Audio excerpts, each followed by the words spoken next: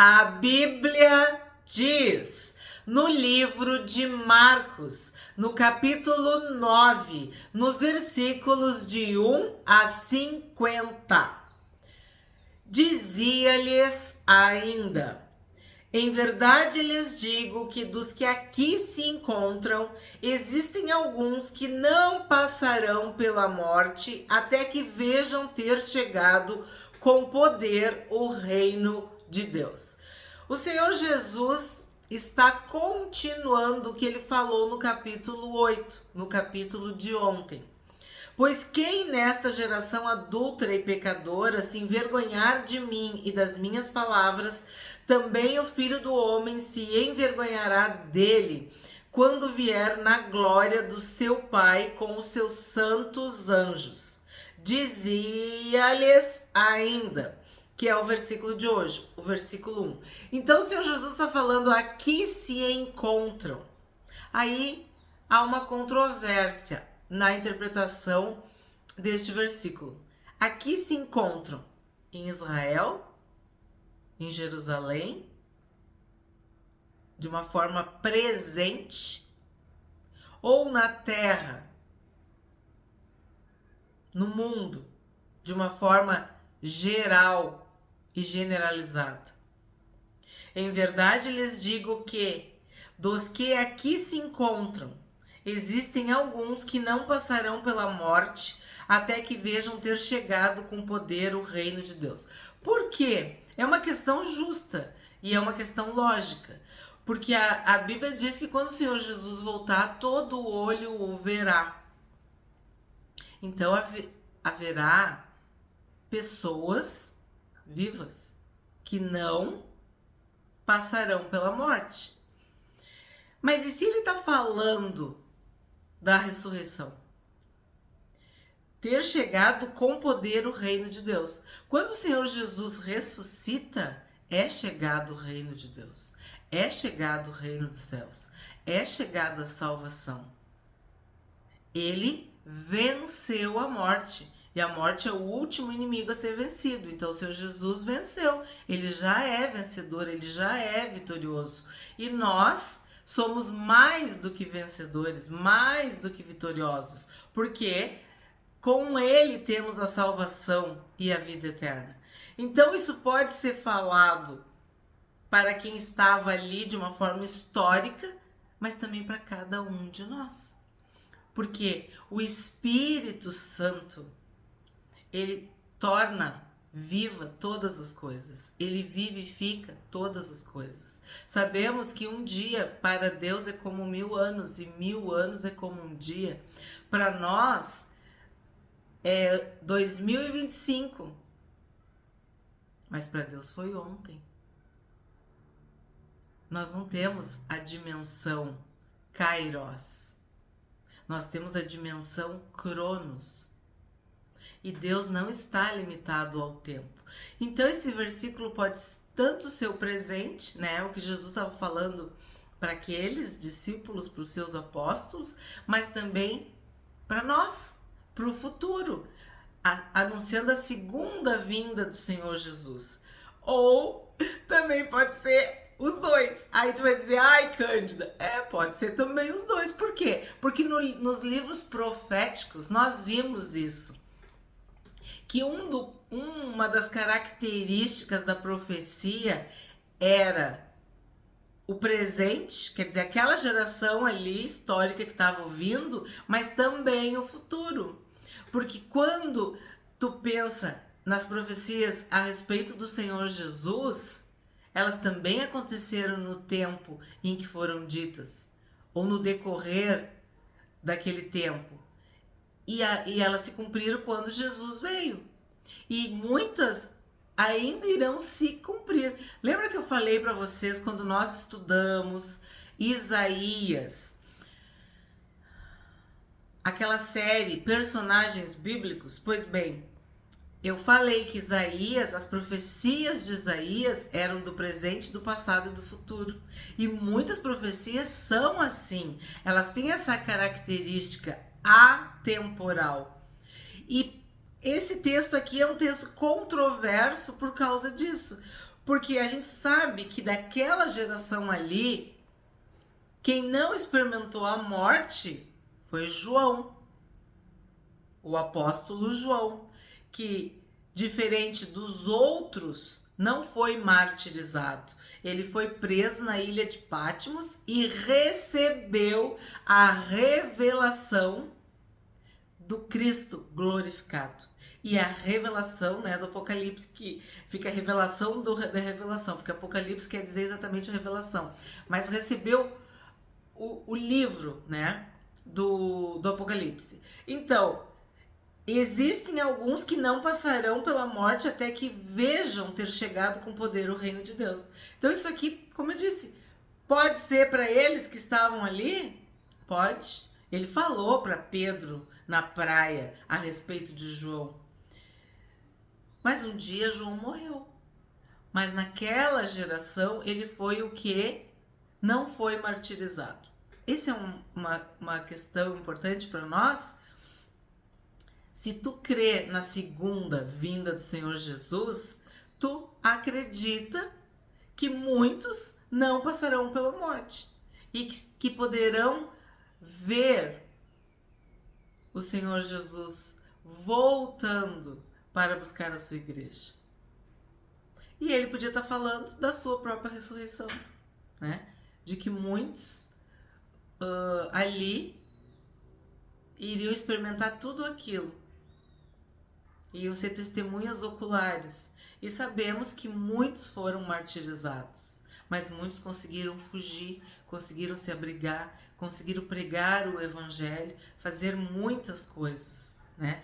Para a honra e glória do Senhor Jesus. 2. 6 dias depois, Jesus tomou consigo Pedro, Tiago e João e os levou em particular a sós a um alto monte. E Jesus foi transfigurado diante deles. Então aqui nós temos aquele círculo íntimo, pessoal, particular do Senhor Jesus. Pedro, Tiago e João. Desses, o primeiro a ser martirizado foi Tiago. Depois Pedro. Claro, eu não estou seguindo toda a ordem. Mas por último, como eu disse, o último foi João.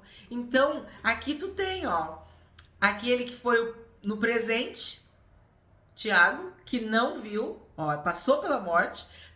Tivemos Pedro, que teve diversos livramentos até chegar o momento da sua morte. E temos João, que quem é inscrito do canal, a Bíblia diz, já acompanhou. Acredita-se que João recebeu a revelação do Apocalipse no ano 95 ou no ano 100 depois de Cristo. E aí tu pensa que Tiago morreu ali, talvez no ano 33, no ano 34, no ano 35 depois de Cristo. Pedro já também é outro tempo, 60, 55. Essas datas são muito relativas, depende do historiador e do estudioso. Mas aí, aqui tem um outro exemplo, ó. Esses 3 aqui, eles ouviram este versículo. Existem alguns que não passarão pela morte até que vejam ter chegado com poder o reino de Deus. Então, se o reino de Deus é a ressurreição do Senhor Jesus, mesmo nisso, presente, passado e futuro. Tiago foi o primeiro, Pedro demorou um pouco e João nem foi martirizado, nem passou pela morte, vamos dizer assim, da forma como os outros apóstolos. Se a gente está falando, né, da segunda volta do Senhor Jesus, os 3 passaram pela morte. Então se trata de nós, da nossa geração, de nós que estamos aqui, né? Bom, o que a gente destaca aqui? Que eles foram testemunhas oculares da transfiguração de Jesus. As suas roupas se tornaram resplandecentes de um branco muito intenso, como nenhum lavandeiro no mundo as poderia alvejar. Então, qual é a tentativa aqui?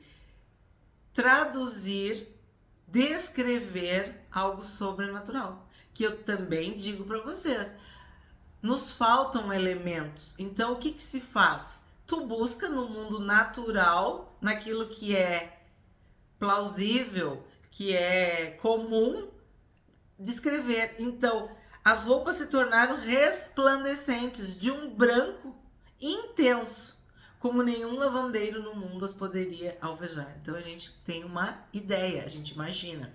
Elias apareceu Elias com Moisés e estavam falando com Jesus. Então Pedro, tomando a palavra, disse a Jesus: Mestre, bom é estarmos aqui. Façamos 3 tendas, uma para o Senhor, outra para Moisés e outra para Elias.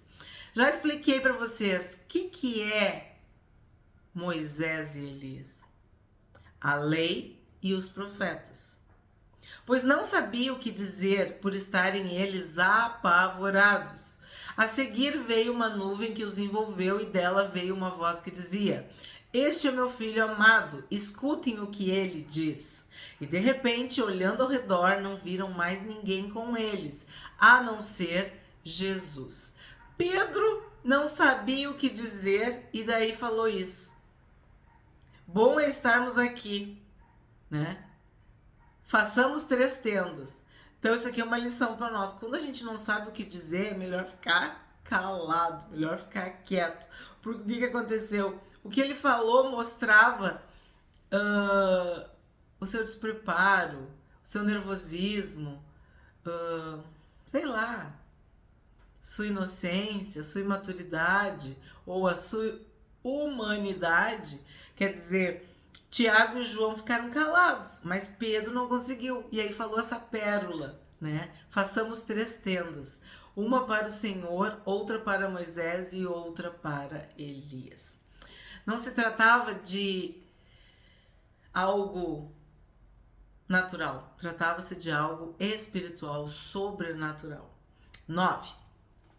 Ao descerem do monte, Jesus lhes ordenou que não divulgassem as coisas que tinham visto, até o dia em que o Filho do Homem ressuscitasse dentre os mortos.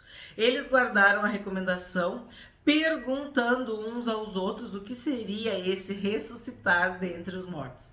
Eu até comentei com vocês que isso era uma das coisas mais difíceis para explicar, para ensinar para as crianças. Ressuscitou, ressuscitar, ressurreição. Difícil explicar. É viver de novo, é continuar vivo para sempre, né? Então, aqui tem algo que nós devemos salientar. Até o dia em que o Filho do Homem ressuscitasse. Então, não era para falar sobre a transfiguração, sobre Elias e Moisés, sobre Moisés e Elias, né? Sobre essa voz que veio numa nuvem. Não era para falar. Até o dia, até que o Senhor Jesus ressuscitasse. Porque a vitória, como eu disse, não foi na cruz, foi na ressurreição. Jesus morreu, mas e se ele tivesse continuado morto? Nós não seríamos salvos. Então, aqui está bem claro, ó, até o dia em que o Filho do Homem, até o dia em que o Senhor Jesus ressuscitasse dentre os mortos, que ele tivesse a vitória cabal, completa sobre a morte. 11. Então perguntaram a Jesus: por que os escribas dizem ser necessário, olha só, que Elias venha primeiro? Jesus respondeu: Elias, vindo primeiro, restaurará todas as coisas. Como então está escrito sobre o Filho do Homem que sofrerá muito e será desprezado? Eu, porém, lhes digo que Elias já veio e fizeram com ele tudo o que quiseram, como está escrito a respeito dele. Então, Elias, filho do homem, de quem que eles estão perguntando? E de quem que Jesus está falando? De João Batista.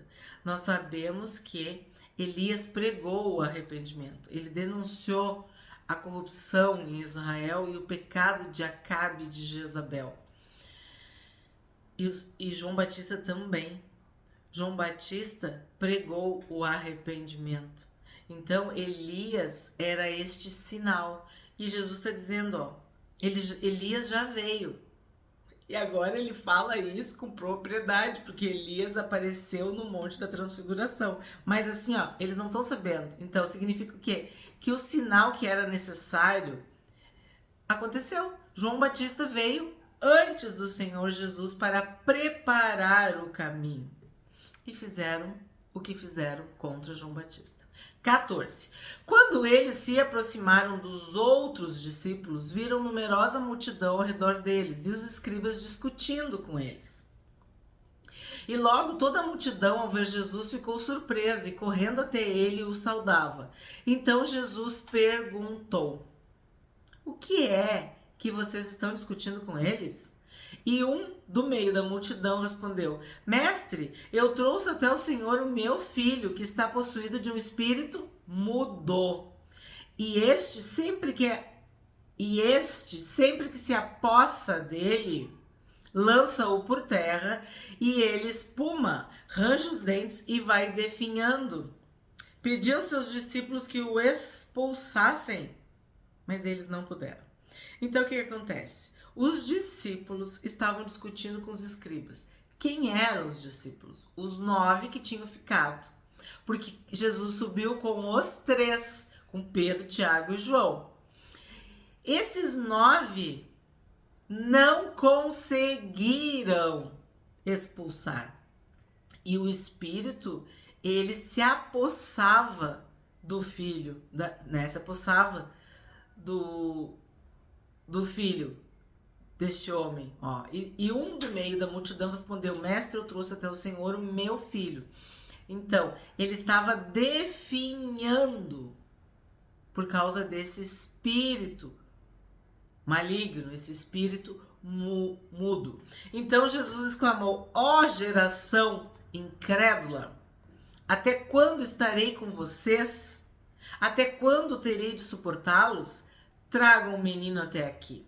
Então, olha só o que acontece. O Senhor Jesus falou: geração incrédula.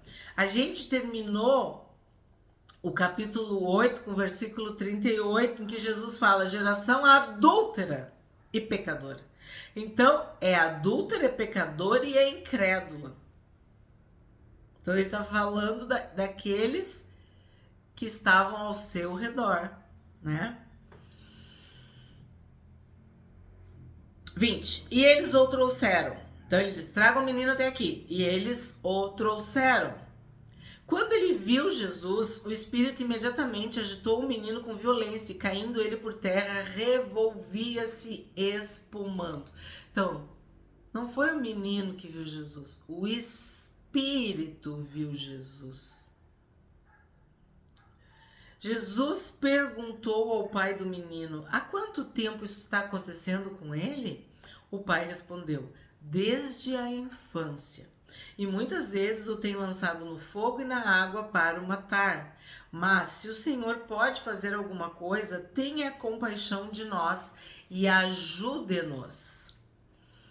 Ao que Jesus respondeu: se o Senhor pode, tudo é possível ao que crê. E imediatamente o pai do menino exclamou: eu creio, ajude-me na minha falta de fé. Então o que o Senhor Jesus está dizendo? Tudo é possível ao que crê. Se o Senhor Jesus está dizendo que tudo é possível, é porque tudo é possível. Vendo Jesus que muita gente estava se reunindo, repreendeu o espírito imundo, dizendo-lhe: espírito mudo e surdo, eu ordeno a você, saia deste menino e nunca mais entre nele. Então Jesus repreendeu o espírito imundo. Tu vê que era espírito mudo, surdo e imundo. E vimos que ele queria matar o menino, né? Era muito sofrimento envolvido aqui nessa situação. E ele, gritando e agitando-o muito, saiu, deixando-o como se estivesse morto, a ponto de muitos dizerem: morreu. Mas Jesus, tomando-o pela mão, o ergueu e ele se levantou. Olha que forte isso aqui. Jesus o pegou pela mão, o ergueu e o levantou. Jesus, tomando pela mão, o ergueu e o levantou. E ele se levantou. Nós já vimos que em outras circunstâncias o Senhor Jesus fez a mesma coisa. Então significa que nós precisamos estar de mão dada com Jesus. Nós precisamos de Jesus para que ele nos erga. Nós precisamos de Jesus para estarmos de pé ou em pé. Quando Jesus entrou em casa, os seus discípulos lhe perguntaram em particular: por que nós não podemos expulsá-lo? Jesus respondeu: esse tipo de espírito só pode ser expulso por meio de oração.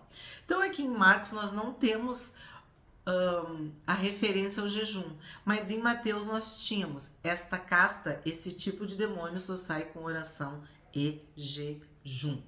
30. E tendo saído dali, passavam pela Galileia e Jesus não queria que ninguém o soubesse, porque ensinava os seus discípulos e lhes dizia: o filho do homem será entregue nas mãos dos homens, e estes o matarão, mas 3 dias depois da sua morte ressuscitará.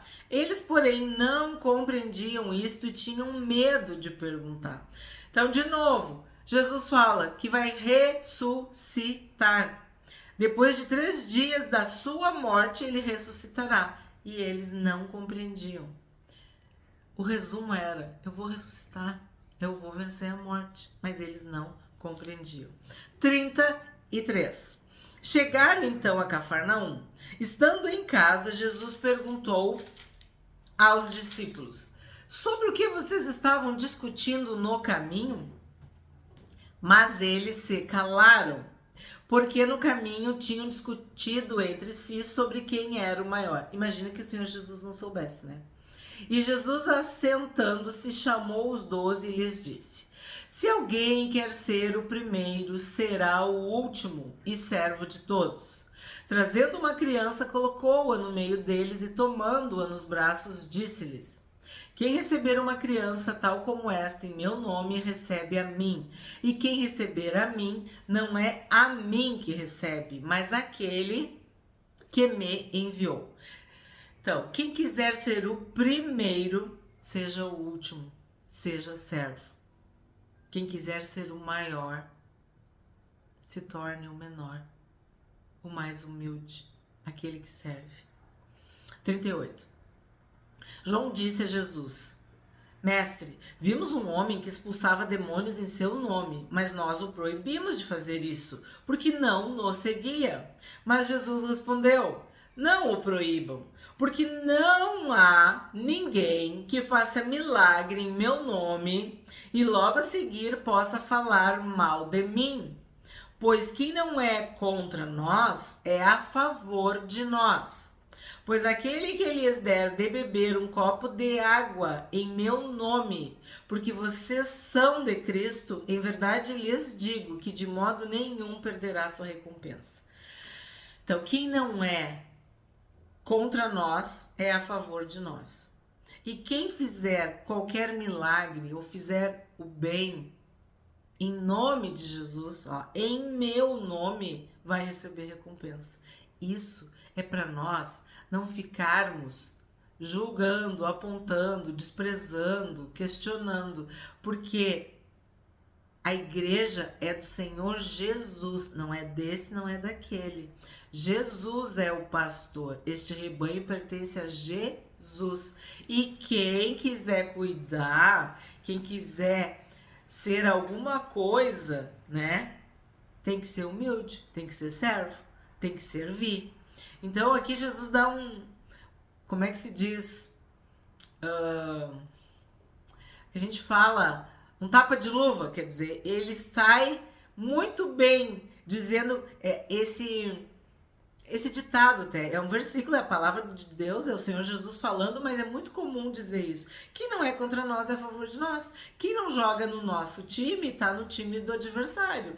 Então, tem uma outra passagem que diz: quem comigo não ajunta, espalha. Então, ou tu é luz ou tu é trevas, ou tu é frio ou tu é quente. Não tem meio termo. Tu tá fazendo em nome de Jesus, então é para honra e glória do Senhor Jesus. E Jesus está dizendo, ó, até um copo d'água que tu der para um filho de Deus, para uma filha de Deus, tudo bem que tu fizer, sabe? Às vezes as pessoas são tão gentis, tão educadas, tão bondosas, tão generosas, e a gente pensa assim, Senhor, recompensa essa pessoa, porque ela fez isso para tua filha, ela fez isso para o teu filho, né? São pessoas que não fazem ideia que Deus vai recompensá-las por um copo de água fria, um copo de água. Agora imagina, se vai ter recompensa por um copo de água, imagina para outras coisas, entende? Então, quem não é contra nós é a favor de nós. 42. E se alguém fizer tropeçar um destes pequeninos que creem em mim, seria melhor para esse que uma grande pedra de moinho fosse pendurada ao seu pescoço e fosse jogado no mar. Aí aqui eu parei e destaquei Jonas. Vocês já viram quantas vezes nós falamos do profeta Jonas? Tanto em Mateus quanto referências, a questão do sinal que o Senhor Jesus fala. E aqui diz, ó, fosse pendurado ao seu pescoço e fosse jogado ao mar. Jonas foi jogado ao mar, foi jogado no mar. E se tu for ler Jonas, tu vai ver que ele diz, por minha causa. E o que Jonas fez? Jonas fugiu da presença de Deus. Ele quis desobedecer a Deus. E aqui está dizendo, se alguém fizer tropeçar um destes pequeninos. Então, gente, tropeço, escândalo, vergonha, tudo isso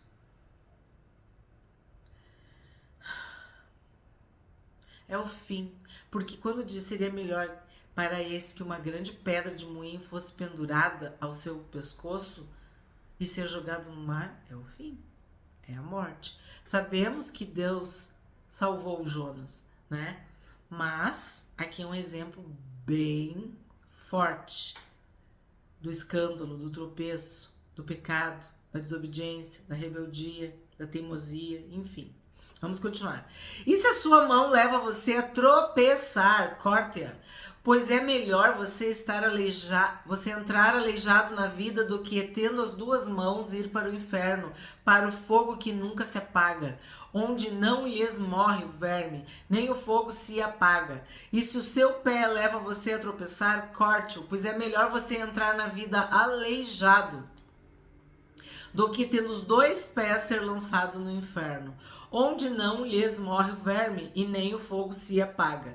E se um dos seus olhos leva você a tropeçar, arranque-o, pois é melhor você entrar no reino de Deus com um olho só, do que, tendo os dois, ser lançado no inferno, onde não lhes morre o verme nem o fogo se apaga, porque cada um será salgado com fogo.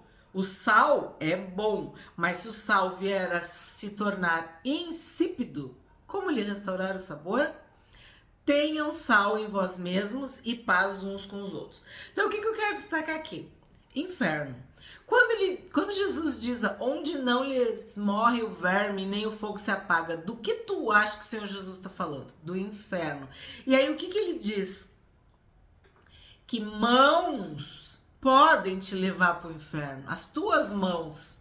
O que tu anda fazendo com as tuas mãos? Os teus pés. Onde tu tá indo com os teus pés? Os teus olhos. O que tu tá vendo? O que tu tá colocando para dentro de ti através dos teus olhos? Então, mãos, pés e olhos, tu pode identificar o teu corpo todo. O que tu anda fazendo com a tua vida? Tu tá te perdendo, te desviando. Tu tá te contaminando com este mundo e isso vai te levar para o inferno. E aí fala do sal. Cada um será salgado com fogo. Aí tu pensa, salgado com fogo. O sal é bom. Então tu vai passar pela prova. Tu vai ser provado, testado. E o fogo simboliza purificação. O ouro é refinado pelo fogo. O metal revela se ele é precioso, valioso no fogo. Então, aqui o Senhor Jesus está falando para nós sobre isso. E ele diz, Vocês são o sal da terra e a luz do mundo.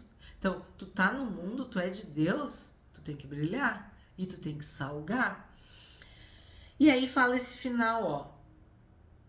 Paz uns com os outros. Porque lembra que os discípulos estavam discutindo para saber quem era o maior? Então, as obras das trevas, a discussão, essa história de maior ou menor, eles, nós, isso aí tudo é pecado. E nós devemos nos libertar de tudo isso e manter a paz uns com os outros.